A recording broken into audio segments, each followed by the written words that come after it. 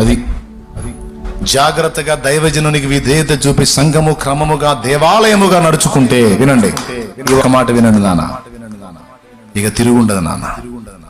ఆ సంఘము శాఖోపశాఖలై వర్ధిల్లుతుంది.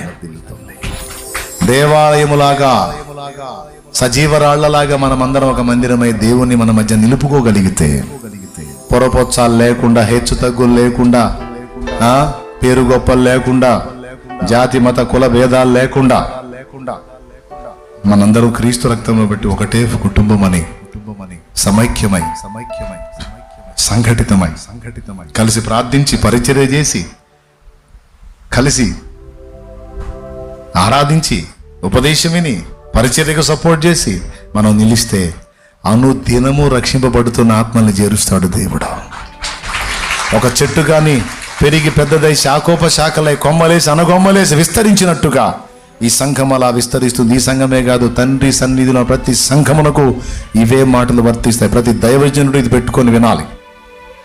ప్రతి దైవజనుడు హెచ్చరికలు తీసుకోవాలి. దైవజనుడు సంఘము వ్యక్తిగతంగా దేవాలయాలై ఉండాలి. ఇప్పుడు మీరు